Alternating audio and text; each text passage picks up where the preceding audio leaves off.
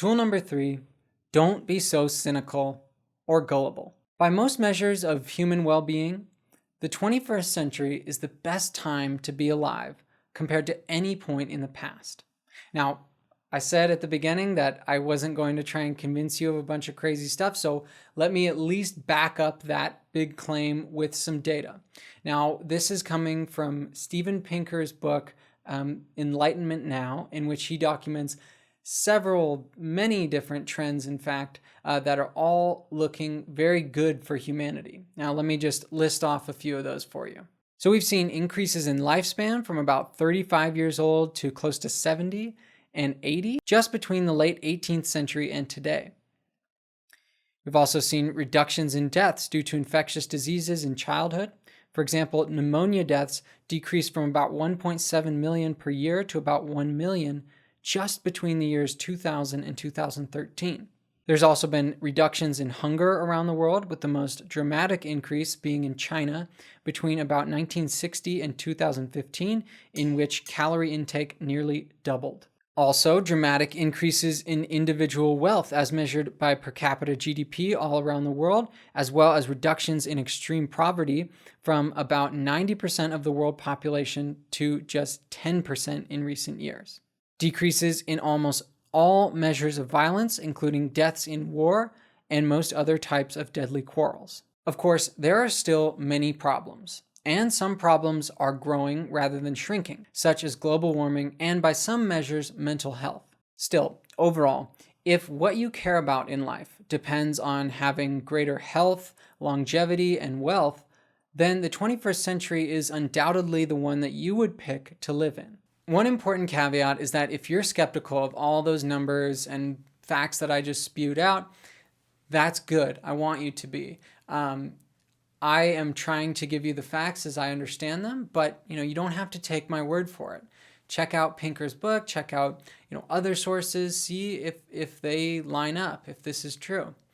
But I think that it is very safe to say that at least with health, wealth, and longevity, we're better off than we were, say, 100, 200, 500 years ago. The reason I bring this up is that the point of this tool is that we don't have to be so cynical about the present and future, and we don't have to be so gullible about the past. As Pinker notes, we have cognitive tendencies built in that make us likely to see the past as better than it actually was, and in his words, we are, quote, wired for nostalgia.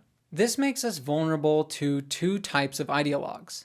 One which would tell you about the mythical past where everything was perfect, and if we could just get back to that point, then all our modern problems would be solved and everybody would be happy, healthy, wealthy, and everything else that's good in life. A slightly different but related type of ideologue might not tell you that the past was so great, but they might point to how horrible the present is and the fact that we need to revolt and tear down the foundations of civilization in order to rebuild a just society. Now, I'm not saying that everything is better than it was or that the future is necessarily better than the past. That would be ridiculous. I mean, it's possible that, for example, the social fabric was stronger at some point in the past. I really don't know. What I'm saying is that when we don't pay attention to the actual numbers, when we don't see the data for what it is, we can be taken in. We are vulnerable to ideologues who will try to convince us that we need to pursue utopia in one way or another. And the problem is that usually the phrase, by any means necessary, gets thrown around. And there's a good reason for this. As pointed out by the science historian and editor and founder of Skeptic magazine, Michael Shermer, quote, "People act on their beliefs.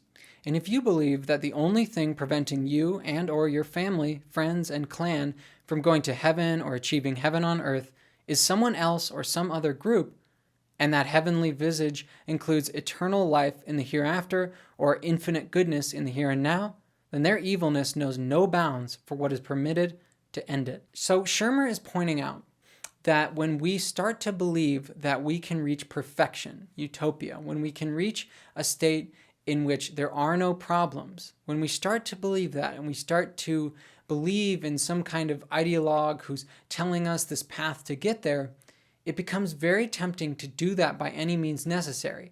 In other words, to slaughter millions to bring about perfection. And this is deeply related to an idea expressed by the 17th century philosopher Voltaire when he wrote, "Truly, whoever can make you believe absurdities can make you commit atrocities." So Voltaire wasn't talking about this problem of the past, but he was pointing out something that is very important for all of us to remember.